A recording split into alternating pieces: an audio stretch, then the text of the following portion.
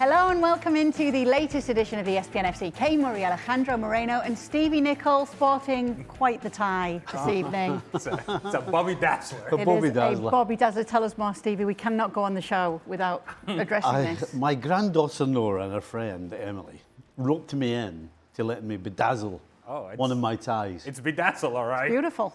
And so this is the outcome, which quite honestly ain't bad. Move around a little bit, Stevie, so I can catch the light. I mean, look at that. I don't want to blind you. Undo your button so we see the full. I don't want to blind you. I mean, yes. Look at that. Look at that. I think that's brilliant work from the girls. It's actually not bad, isn't it? It's absolutely gorgeous. Yeah.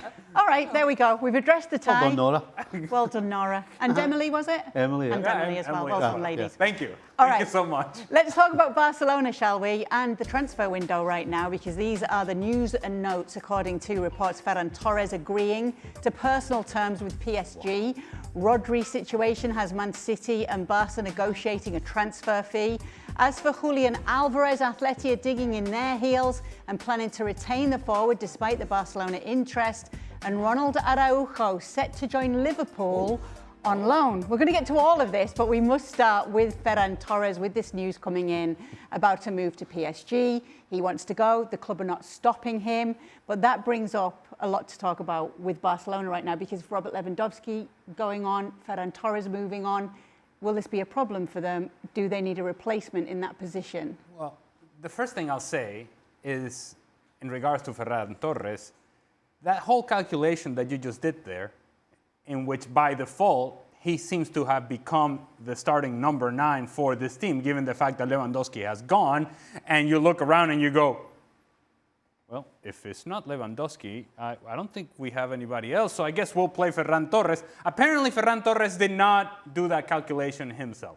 Apparently, he did not bring that into the equation when he was thinking about what his next move was going to be. And when he was doing this tour of the United States, as he seemed to have been doing for the last week or so, which, can I just address that for a second as well? You know, when people win the Super Bowl, you won the Super Bowl, where are you going next? And they say, well, I'm going to Disney World. Corporate branding, by the way. They do that the next day. Ferran Torres seemed to have delayed this, and then 10 days later, 2 weeks later, now he's doing the tour of America. He's a super sub. He's a superstar right now in the USA. But that's the thing. He believes that after scoring that goal, he has become a superstar, to where now I think he has overvalued what he is and who he is as a player. He would have gotten an opportunity to play regularly at Barcelona, which I don't think he's going to get at PSG. He may get minutes at PSG, but I think he would have played more important minutes more consistently at Barcelona, and now he's made the choice to go elsewhere. I don't understand it. Yes, Stevie, go on. He's got talent. He's definitely got talent. This guy has got a talent for picking teams to play for that he's not going to play for. He didn't play for Man City. He didn't play for Barcelona. And guess what? He's not playing for PSG. Why does he think Bradley Barcola wants to leave PSG? Because he wants to play. But Ferran Torres thinks he can go there. He's not playing. So I don't get it. I don't know who's advising him, and I don't know what he's thinking about. But it makes absolutely no sense from a playing perspective. Okay. And surprisingly, I would also say, when we talked to Ferran Torres after El Clásico on the field, and the conversation was with him and Marcus Rashford, and Gemma was pushing Marcus Rashford on the conversation as to whether Marcus Rashford was going to stay at Barcelona, Ferran Torres was having that conversation with Marcus Rashford as well, sort of joking and kind of baiting Marcus Rashford into saying that he was going to stay, and he was having fun with it. At no point in that conversation did I ever get the sense that Ferran Torres was thinking about leaving himself, nor did I think he had the sense or the thought of leaving when he was missing chances against Cape Verde. But all of this has changed after he scored the game-winning goal in the World Cup, and here we are. Okay, so Anthony Gordon's coming, Karim Adeyemi's coming. Is that enough if Ferran Torres is to go to PSG in terms of the attack? Well, no, it isn't. No, it isn't. Because I don't think Anthony Gordon is better than Marcus Rashford, to be honest with you. But okay, neither here nor there. This is where we are. As good a player as he may be, you can play him down the middle, but it's really not what he does best.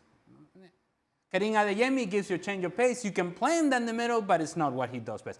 And I think you can say that about just every player that is at Barcelona right now in the front line with any sort of experience. You can say, you can play him down the middle, but it's really not his thing.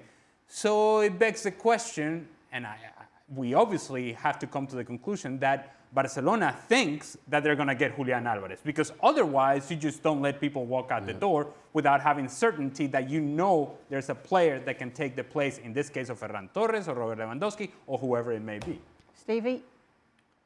Listen, unless they get lucky, not the way PSG did, but PSG, on the face of it, don't really have anybody who actually, you would say, their position is straight down the middle. They had Ramos, but he never even got a game. But unless Barcelona are going to turn into the front three of PSG, Adeyemi's not doing it, Gordon's not doing it, as we said. So it doesn't make any sense to me. Someone else on the way out, as you saw on that list, was Ronald Araujo, who is on the way to Liverpool on what's going to be a season-long loan. Dear. There's an option to buy at the end of that as well. There's a verbal agreement that would be cover at centre-back and right-back as well, Stevie. Are you excited about this? Oh, he's covering it right back as well. Ooh, I forgot. I don't think I've never thought of that. Was that English? Why is it every time I'm going to be negative about Liverpool? Oh, I don't know. Ali's No. sat next Why to me. change the habit of a lifetime? Why are you making this about me? Seriously. I mean, look, this is not Ronald Araujo of what, 3 years ago? Ronald Araujo, right now, I see that we're going to have issues with the pronunciation of the name. is behind Gerard Martin, Koubarsi, and Eric Garcia, if he's fit. If he's I love fit. that we got Gerard Martin, but it's Araujo. I'm rolling my R's. Araujo. He's fourth behind. If everybody's fit at Barcelona, he's fourth. He's either not fit, he's got some mental health issues, apparently. He's got some form issues when he does play. But other than that, great signing. I mean, I think at the end of the day, this shows you the desperate position Liverpool find themselves in. I mean, they are that's what it defensively, though, shows you. aren't they? Because of the Absolutely. injuries. But the fact that they're taking Ronald Araujo, is that okay for you? Araujo. Araujo. The fact that they're actually taking him on tells you how desperate they are. Now, Ronald Araujo at his best is good, but he's not been at his best for a long, long time. And right now, he can't get a game for anybody. I think he came on for a minute in the World Cup for Uruguay. So, yeah, I mean, forgive me if I'm not overly positive on Ronald Araujo. Ali, talk to me about, not Stevie's pronunciation, talk to me about this move here. Araujo plays for Iraola. Look, at one point, Ronald Araujo felt like he was going to be the mainstay of the center-back position and the back line of Barcelona. And to Stevie's point, instead of taking that step up and that trajectory in a positive way, what we have seen from Ronald Araujo is that there's been a steep dive the other way, to where players that were considered much less than him in terms of talent level and that position are playing ahead of him at Barcelona and would have continued playing ahead of him. The case of Gerard Martin or the case of Eric Garcia, Pau Koubarsi. Araujo was supposed to be the captain and the leader of Barcelona, and he literally disappeared. There was a period of time in which he literally disappeared, was no longer in Barcelona because he had to take some time away from the game.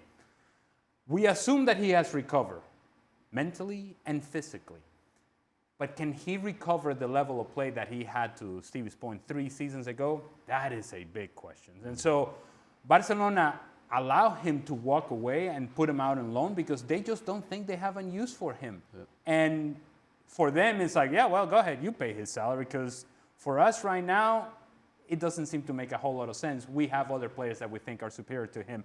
That's a referendum on Ronald Araujo, and it kind of tells you how comfortable Barcelona were with letting him walk out the door. That's a message to Liverpool as well. And both of these guys will be answering your questions on the latest edition of Extra Time. Be sure to stay up to date with it every single day over on our YouTube channel. We did get to see Yuri Tielemans in this game as well. Bruno Fernandes with his first minutes of the pre-season. Some good connections there, according to reports of those who saw this game closely with Tielemans. And Rob Dawson is one of those people who will have had a close eye on this and a close eye on Manchester United with the season that is coming up. All talk that I'm seeing across all the papers that I'm reading and from all of these games that we are seeing in the pre-season, Rob, is that there are positive signs right now for Manchester United and a feeling of cautious optimism. Yeah, but we seem to say that every summer, don't we? When there's pre-season games, everyone can find positives. I think the results have been okay.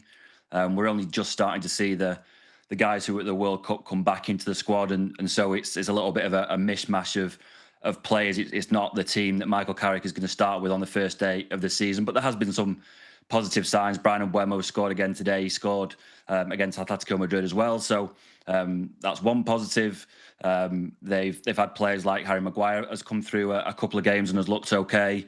I think you're only really going to see the real signs though when the Premier League season kicks off, when they have that first game against Hull City, because it's all well and good being positive now when we're starting pre-season, but it's when the real stuff starts that the fans want to see some real progress. OK, let's talk a little bit about areas that need addressing then as we look at the possible Manchester United starting 11 for the season ahead. Is the defence an area that needs to be looked at? Well, I think you could argue that they need players in every position. They've got issues at centre-half with players like Matthijs de Ligt, who we haven't seen since November. If he's fit, he probably plays, but he's just not fit at the moment. You've got Lenny Yoro in there, who's still a very young player. You've got issues at left back. Luke Shaw played every game last season, but with United being in the Champions League now next season, they're going to need more players, more depth to that squad, because you can't, with Luke Shaw's injury record recently, you can't assume that he's going to play 3 games a week. So perhaps you need another left back.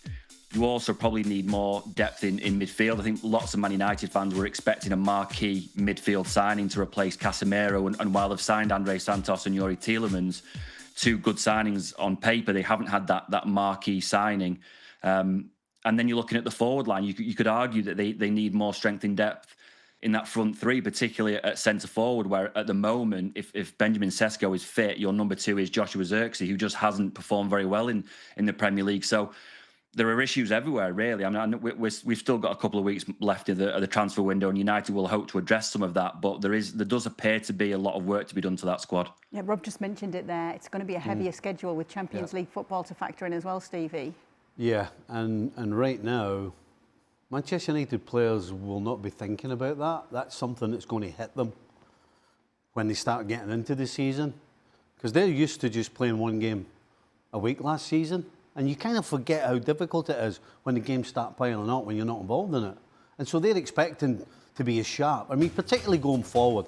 I agree with Rob. I think their biggest problem is defensively. They lost way too many goals last year, and it doesn't look like they're going to make any signings, which means Michael Carrick's going to have to get them on the training field. But in terms of going forward,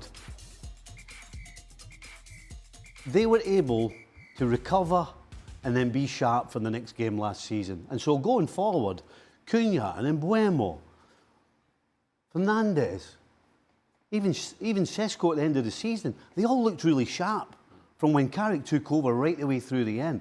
They're going to find that difficult when they start playing FA Cup, League Cup, European Cup. I mean, so this is the big problem I think they're going to have. 1, defensively, they need to make signings, which I don't think they will. And going forward, are they going to have the sharpness in the legs that they showed us towards the end of the season under Carrick? I don't think that will be there every time they step on the field. Now, before I come to Ale on this player, I want to get the lowdown from you first, Rob. Marcus Rashford set to be reintegrated into the squad under Michael Carrick. How is this going to work? Well, that's the golden question, Kate, to be honest. There are awkward elements to this. I think United at one stage last season assumed that Barcelona were going to trigger his option to make that move permanent. Obviously, that has not happened in the absence of any other offers, and there hasn't really been anything concrete put United's way. Marcus Rashford has to return to the United squad to prepare for the new season. He's going to do that in Dublin at their training camp this week. They've got a game against Leeds in Dublin on Wednesday. He could possibly play. If he does play in that game, it would be his first appearance in a United shirt since a Europa League tie against Victoria Pilsen in December 2024. Obviously signed for Aston Villa on loan quite shortly after that in January 2025. In the subsequent 18, 20 months, United have given his squad number away. His number 10 shirt has gone to Matthias Cunha. There's also issues with the fans, how they are going to receive this news. There was lots of fans, quite a large element of the fan base who thought at the time that it was the right time to move on from Marcus Rashford. They weren't particularly happy with some of his attitude issues off the pitch. Ruben Amorim certainly wasn't happy with his attitude away from off the pitch.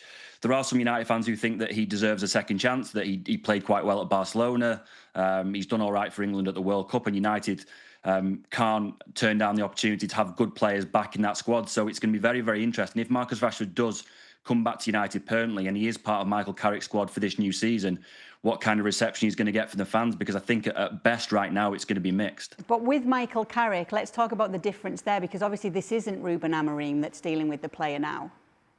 Yeah, I mean, and that is one of the big bonuses for Man United, because if Ruben Amorim was still in charge of Man United, you couldn't really see a path back for him. Well, Amorim left in January. He's been replaced by Michael Carrick. Usually new managers come in and give every player in the squad a clean slate. It's a little bit different with Michael Carrick because he'll know Marcus Rashford well. They were teammates together under Louis van Gaal. Michael Carrick was a coach also under Jose Mourinho and Ole Gunnar Solskjaer, who both were in charge of Marcus Rashford. So if there's anyone that can get the best out of Marcus Rashford and build bridges with him, you assume it's Michael Carrick. So his path back into the first team is smoothed a little bit by that. I think the big issue that Marcus has got is going to be with the fans. That obviously will go away very, very quickly if Marcus Rashford comes in and he starts scoring goals, because fans forgive anything if a player is playing well. But really the onus is on Marcus Rashford to get back in at Man United, to train well, if he's picked, to play well and win the fans over, because ultimately I don't think that he thought that he was going to be here. You know, a year ago when he signed for Barcelona on loan, the statement that he put out at the time was all about how he was closing the chapter at Man United. It'd been great to play for his boyhood club and come through the academy, but that was kind of in the rearview mirror. Well, 12 months on, I don't imagine for a second he thought that he was going to be back at Man United training and playing and possibly trying to restart his career there. But he's back as La Liga title winner with Barcelona, and it was a title win that he played his part in too, LA. He did, and according to the reports and what we have heard from Hansi Flick, he was a model citizen. He was a guy that was appreciated by his teammates and by Barcelona fans, and there was a freedom to Marcus Rashford when he was playing at Barcelona. There was a smile on Marcus Rashford. He was enjoying himself, which then begs the question, why are you going back? Why are you going back into what was obviously a place that could have been great, and it certainly wasn't, and by the end you were being pushed out the door. And so now he is back, and yes, Rob just mentioned, yeah, it is awkward. But I suppose that if you're looking for reasons as to why this is going to work, is because there is a maturity now to Marcus Rashford that I think perhaps wasn't there a few years ago, because this profession will force you to mature if you don't allow it, or if you allow it to happen, it'll force you to mature. And certainly when you have gone through the experience that he has gone through, you have to imagine that he has grown up. Also, the fact that Michael Carrick is present there, not just because he was his teammate, but because he was also his assistant coach. And see, you develop relationship with assistant coaches, and the assistant coaches, they're hearing both things. They're hearing the players, but they're also hearing what's going on inside closed doors when the managers are meeting and when the coaches are meeting. And so he knows what the shortcomings of Marcus Rashford were in the eyes of a manager. He has been on that side, but he has also been on the side in which he has been his teammate. If he's able to put all of that together, and it's a complex package to put together, I do believe that there is something here for Marcus Rashford to take advantage of, and for Manchester United to take advantage of Marcus Rashford and understand that this guy still has something to give, still has productivity in him. If you don't believe me, just watch what he did at Barcelona. Coming off the bench, the guy was a difference maker. He can be the same thing for Manchester United. Let's talk about the expectations that will be placed on United for the season ahead, Rob. What's the bare minimum that's expected of them? Well, the bare minimum will be to qualify for the Champions League again. It was a big thing for them to get back into the competition this season, finishing third under Michael Carrick. The bare minimum for them will be to repeat that and finish in the top 4 or top 5 if that's what it takes to get in the Champions League. I think the fans will want runs in the domestic cup competitions. You just flashed up a graphic there. They were knocked out very, very early in both the FA Cup and also the Carabao Cup last season. They only played one game in both competitions, and United fans will expect this team to go deep in at least one of those competitions. I think the club would want them to qualify in the Champions League, maybe not finish in that top 8, but at least get through to a playoff, play a knockout round, maybe even get to the last 16 in the quarterfinals. I don't see that this Man United squad, as it sits right now before the transfer deadline, can get any further than that. I don't see that they're anywhere near challenging for the Premier League title right now. If you look at the genuine contenders like Arsenal and Man City, you know, they're streets ahead in terms of the strength of their first 11s and also the strength of their squad. So I think if United can finish in the top four, qualify for the Champions League again, have a run in the domestic cup competitions, Michael Carrick will be very, very keen to do well in those competitions, maybe even win one. It always does wonders for a Man United manager to collect a piece of silverware and then maybe get to the next summer transfer window and start building again to get towards the likes of Man City and Arsenal, because right now I just don't see that they're genuine contenders for this Premier League title. Is that realistic, what Rob's laid out there, Stevie? I think Rob's pretty much spot on, yeah. Yeah, they don't have enough to challenge. We've sat here and talked about what they're going to have in the legs going forward and what they're going to be doing defensively. So, yeah, Champions League is a must. And if Manchester United can be smart enough to look at the long term, then, you know, don't get carried away if things don't start great for Man United under Carrick. If they do that and stick with them, then I must admit, I think they will be in the top four. Race. Arsenal have added Bruno Guimaraes to their squad from Newcastle. There he is with Mikel Arteta. He actually said, "I will give you my best. I promise. I'm your warrior. I never give up." The Arsenal sporting director, Andrea Berta, did say that Bruno will allow Arsenal to develop their playing style. As we take a look at the title odds, and it was something you were talking about yesterday, Stevie, that it's just those small changes. It's not a club making these wholesale changes that is going to make the difference for a team like Arsenal. Yeah, exactly. You know, when you're at the top, it is absolutely the best time to strengthen, and that means that you bring in something that's better than you already have. And there's no question, in my opinion, Guimaraes is better than what they have and makes them stronger in the middle of the pack and makes them better. So, yeah, they're going about it the right way. They've shown in the last few seasons they're not scared to spend money. And 75 million, when you think of what has been floated around and the money that teams are spending on certain players, 75 million for a guy who everybody knows is going to walk in to the Arsenal side in the Premier League and perform. There's not even a question, there's not even a doubt really in anybody's mind that this guy is not going to be the very same player that he was at Newcastle. All these other teams can't say that about their signings. Can't wait until Arsenal plays Liverpool and it's Bruno Guimaraes going against Ronald Araujo and this guy has to break it down. Yeah. The pronunciation right now all over the show. Is this a good fit for you, Ale? Huh? Is this a good fit for you? Absolutely, it's a great fit. It's not a good fit, it's a great fit. Yeah. It's a great fit. And if you are any of the other teams that are quote-unquote contenders, which I don't think they really are, it's Arsenal and then it's everybody else, but all the other teams are going, oh no. Oh no, because you're seeing a team that was already dominant, that was already good enough to win the league. You're seeing them getting stronger in key areas. And when you're taking one of the best players in this league, even if it was a Newcastle, one of the best players in this league, and you're saying, yep, we want you right here. And you're going to do this job for us and do the things that you were doing at Newcastle. Now you're going to do that for us. It makes them, to Stevie's point, it makes them stronger. It makes them scarier.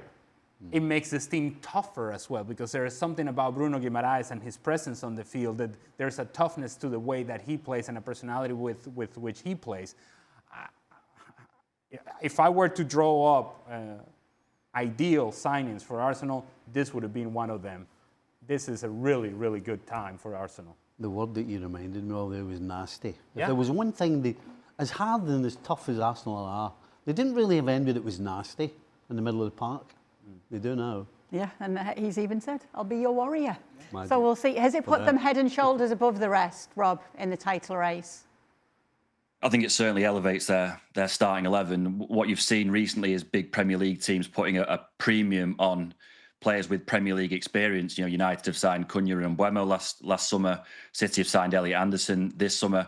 Well, Arsenal have gone and done exactly the same thing and plucked one of the best Premier League midfielders of the last couple of years and put him straight into their midfield next to Declan Rice, who is another one of the Premier League's best midfield players. And it strengthens a key area of their squad, a key area of the pitch. I had them favourites to win the Premier League title anyway. I think this edges them a little bit closer. For the money that they've spent as well, it feels like a good deal in comparison to some of the other deals that we've seen in the Premier League this summer. I think it's a great move for Bruno, for Arsenal, for a great price. I think they've done fantastically well, and they certainly will be favourites in a lot more people's eyes after that signing if they weren't already before. And it creates competition. It strengthens the competition for playing time in those positions. So you have a dip in play, Bruno Guimaraes, Martin Odegaard, Declan Rice, and you're thinking, okay, we have to play at a certain level because here's Everiche Eze, or here's this guy, or that guy, or that guy, or that. What they have as compared to everybody else that could contend for this title is the strength in depth. And this has only added to that, to the depth of this team, not only the starting 11, but what's coming after them. They are an impressive team. Yeah. We thank Rob Dawson so much for being with us. We'll be hearing more from Rob soon, no doubt talking a lot more Manchester United. And make sure to be with us on ESPN for Arsenal against Man City for the Community Shield, Sunday, August 16th, 10 a.m. Eastern. We've got you covered across the network. Yes, there is. But also, João Pedro, you'll remember, was left at home during the World Cup, was surplus to requirements for Carlo Ancelotti's Brazil side. And our colleagues, during our hiatus, our ESPN Brazilian colleagues, did manage to catch up with Carlo Ancelotti post-World Cup to talk about Brazil's exit.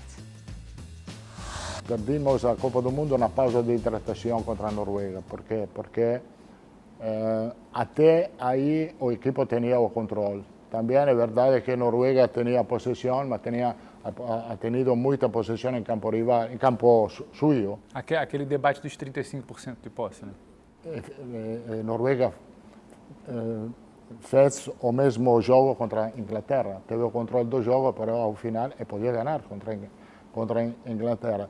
Aí pode ser meu erro, pensava que a equipe perdeu o controle do jogo quando não estava perdendo o controle. E mudei um pouco a equipe e aí tivemos o problema com o gol de Haaland. E depois, em uma Copa do Mundo, quando te marcan un gol al minuto 80, es muy complicado recuperar. Tivemos a oportunidad para recuperar.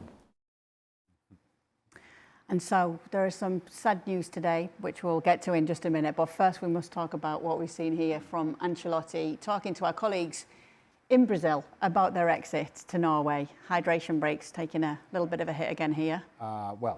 First, let me just say, for those of you that maybe do not understand either one of the languages, that was more Spanish than Portuguese from Carlo Ancelotti. It was Spanish with a few Portuguese words here and there. Regardless, what he communicated, Carlo, I love you. You know I love you. Well, come on now. Come on now, Carlo. The thing that you should have said is, I decided to bring Neymar on the field after that hydration break. Those are the substitutions that you made. And your team changed and lost the ball in the midfield and lost the ball in the attack, lost continuity in the attack. And then you were not defending nearly as well on the other side. And then you gave up 2 goals and there was no chance for you to come back because the team had lost all sorts of structure and discipline, both defensively and offensively, because everybody was trying to have Neymar have the ball and have him resolve the problem, which he hasn't been able to do for years now. Other than that, he was all right. Stevie, what did you think of what Carlo Ancelotti said? Well, I think it's typical that he's trying to take the blame. You know, he's basically saying it's my fault. The changes I made, and he's trying to talk him. Well, but regardless of the names that he changed, the fact is, when you are getting outpossessed in your own half of the field, the argument has to be, well, you're asking for trouble. It's only a matter of time before you do lose a goal. So you have to do something. If you're the head coach of Brazil, you play Norway in a World Cup game, and you're going to sit there and be happy that Norway are possessing the ball and you're not, and your team's running around. So I disagree with them. I agree with Ali that the changes he made probably weren't the best, but I think he had to make changes. Brazil against Norway, and you're going to sit and let Norway have the ball? No. The other thing that he could have said, which is factual information, it's not a matter of opinions, look, we had a penalty. We score that penalty and we go up in this game, it changes the dynamic of the match. And Neeland, the goalkeeper for Norway, makes the save, and Bruno Guimaraes, by the way, missed that penalty. No. Why is he taking that penalty? That's a whole other different conversation. But regardless, we had an opportunity to jump ahead. We did not change the dynamics of the game. We allowed Norway to get comfortable. All those things he could have said. But to put this on the hydration break and the changes that he thought he needed to make and that was the mistake, I think that misses the point and a lot of the struggles that Brazil had throughout the World Cup, ahead of the World Cup, and will continue to have until they figure out who they are as a national team. They got beat because they weren't very good. Yeah, How about that? could have said that too. I could have said that. Igor Thiago came to the World Cup with Carlo Ancelotti in Brazil, played in the first game, didn't see him after that. Right. Moments like that, are they moments that Carlo Ancelotti would be looking back on and reflecting on? I hate to pile on, but whether Igor Thiago played or not, that doesn't move the needle in Brazil. The problem for Carlo Ancelotti is he decided to bring Neymar, and that conditioned his team and conditioned his decision making, because people expected Neymar to play. Once he was on the team, he was on the squad. When Neymar was injured with a calf injury, he's out injured, and he was playing, and Brazil were playing in the group stage, people were yelling for him in the stadium. The guy was wearing runners. He wasn't ever going to play, and they were asking for him to play.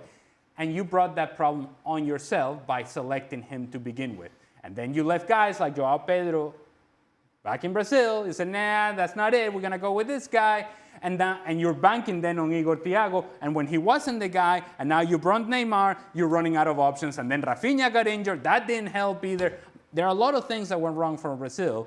But to me, it all starts with Carlo Ancelotti playing the political game of bringing Neymar, and that way he wasn't addressing any more questions about Neymar. That's where he got it wrong to begin with, and it proved to be the case in the World Cup. If you would like to know more about that Chelsea-Milan game where we kicked things off on this conversation, you can catch Stevie Nicol with Mark Donaldson over on our YouTube channel. Turn the lights up a little bit in my house.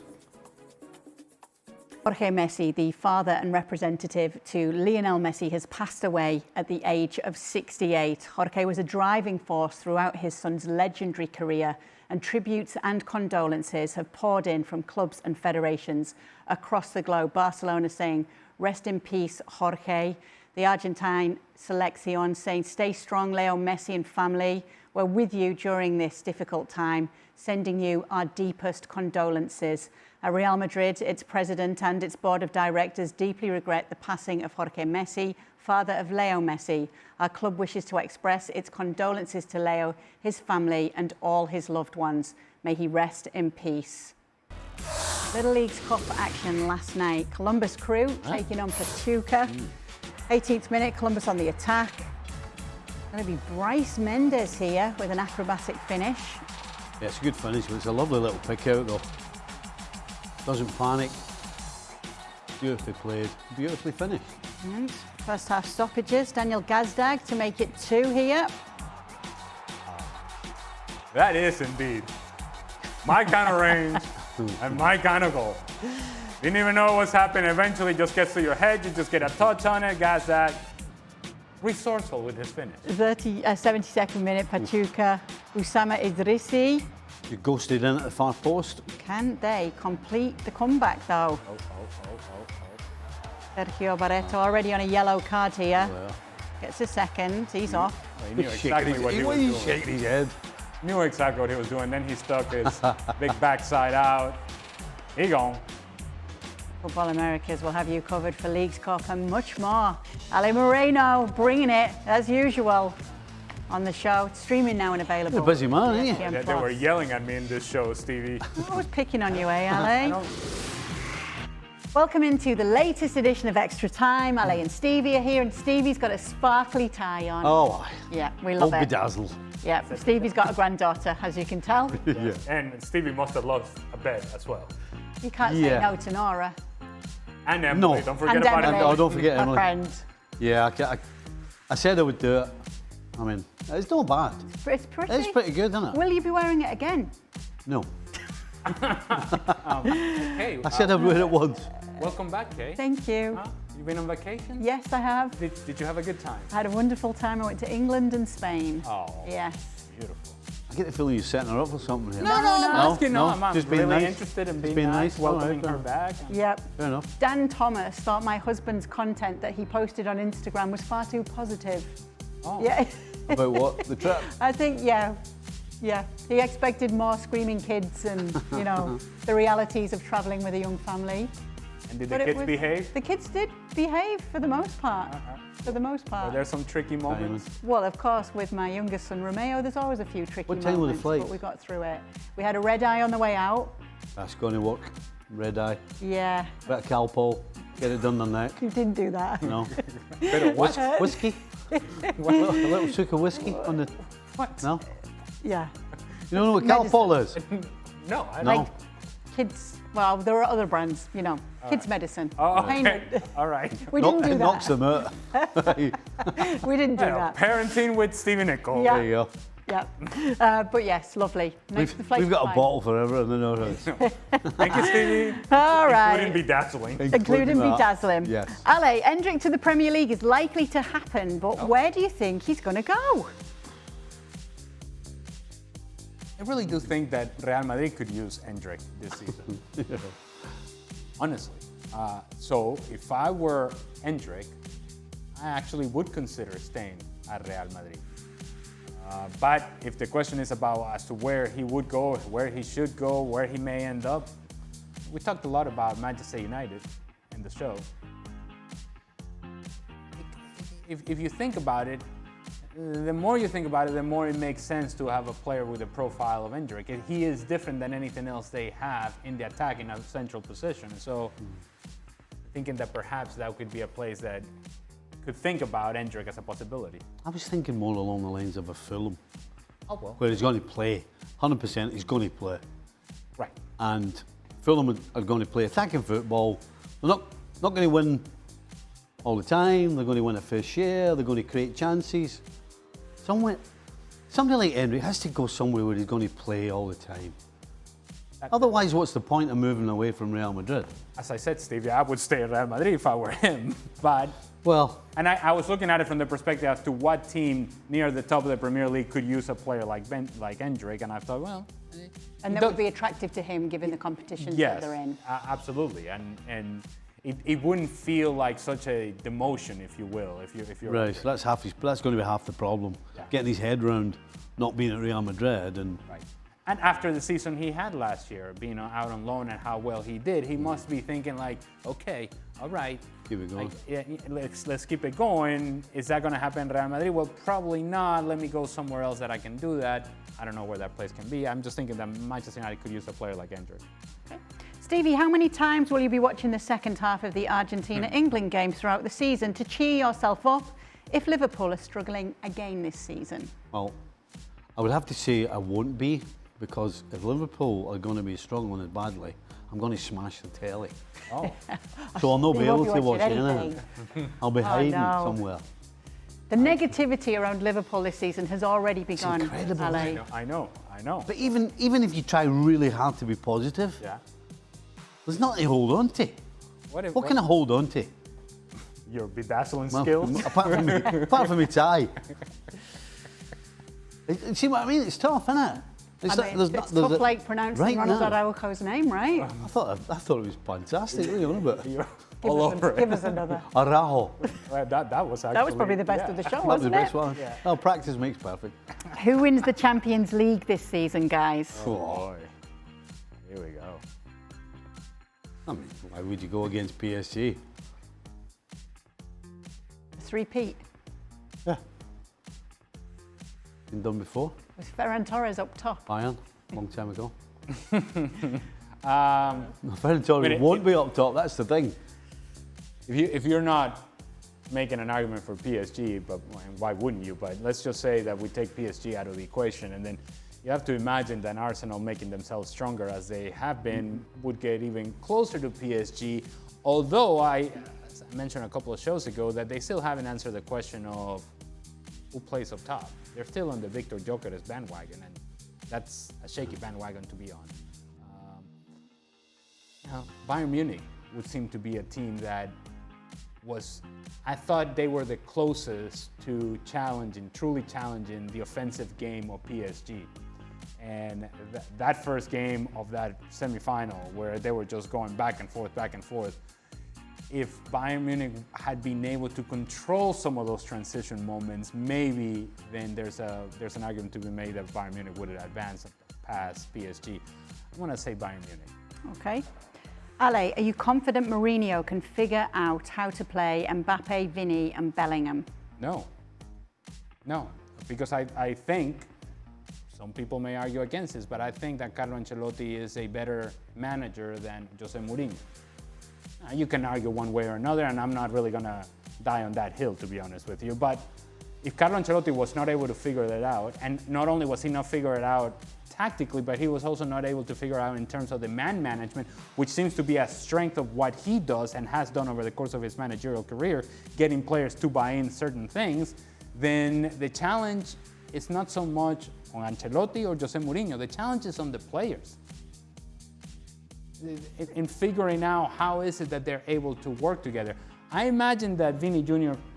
redoing his deal and getting this extension is going to soften some of the relationships that perhaps, while not outwardly against each other, inwardly, when you're talking to your group, to your entourage, to your people, you're saying, this guy's getting everything in Kylian Mbappe, how come I'm not getting it? Well, now there are no more excuses because Vini Jr. has been taken care of, Kylian Mbappe obviously has been taken care of, Jude Bellingham comes off a great World Cup. It feels like it's all set up for success, but we're yet to see it with any sort of consistency on the field. So I've taken the cynic route to answer this question. No, I'm not confident. Iraola has never managed in Europe or a team that plays 2 to 3 times a week. How big of a factor is this going to be for Liverpool's chances next season? You can't argue that that's a fact, and that could be a problem. And until we see how he does do it, we don't know what the answer is, and that's just the honest truth about it. But at the end of the day, the circumstances that Liverpool were in with Arne Slot, the circumstances of who was available, I still today think Iraola was a good shout. Now, I think right now the club are letting him down with the lack of activity in the transfer market. I mean, what he's got to work with right now does not have one in the Premier League anywhere close to written all over it. In fact, right now, it's questionable with what they have, whether they'll be in the top 4 or even the top 6. That is unfair on Iraola. That's got nothing to do with whether he's coached in Europe or 2 or 3 tournaments or whatever. The situation he's in right now is absolutely not of his doing. So it's going to be tough for him, but you know what? We'll see what he's made of. Okay. He deserves a chance. I'll tell you who deserves a chance. You do. Yeah. Because you are, let me just say, you used to have a difficult time with Martinez, but you sorted that out. Now you're changing into Iraola and Areola and interchangeably. It's just happening. Yeah, my Spanish-based football type stuff. I'm struggling. This is the season we'll work on it. Yeah. Yeah. This Good is luck the with season, that. Stevie. Good luck with that. You got it, Stevie. Araujo, Iraola. What could possibly go wrong? It's going to be fine. Falls off the tongue. Absolutely. Stevie, were you a suit or tracksuit on the sidelines, coach?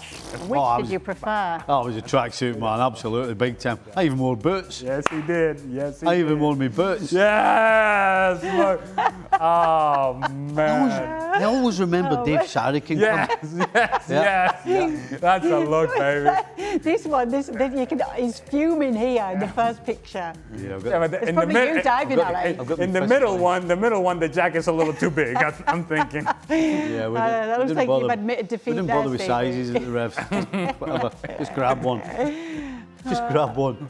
I would have liked to see you in a little velour, you know. I always remember Dave Sharrikin coming up to me one day and going, Stevie, can I ask you a question? I was like, yeah, what is it? He went, why do you wear football boots when you coach? And I went, I've no idea. I've always done it. When I grew up, all the coaches and all the managers wore the gear. They wore the tracksuit and they wore the boots. And it was just normal to me. But until I came over here, then people started saying, what are you doing wearing boots? Think you're going to play or something?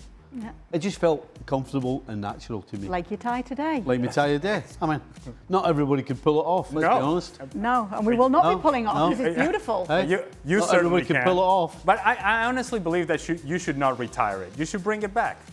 I You think so? too. Yeah. I might do. And whenever you're feeling cheery I'll hang it back up on its peg and then I'll think about it. Do it. I'll borrow that off you one day. All right. Yeah, I will if you don't mind. Hey, it won't cost you much, don't worry. All right, thank you. Okay, thank you so much for sending in your questions. Make sure to join us tomorrow when we'll do it all over again. But will we be bringing you sparkly ties? No, Who knows? probably not. Probably not. You'll have to tune in to find out. Yes, the ESPN FC available with you every single day somewhere. There. That was seamless. Smooth. Aye. Smooth. Be dazzling. Yeah.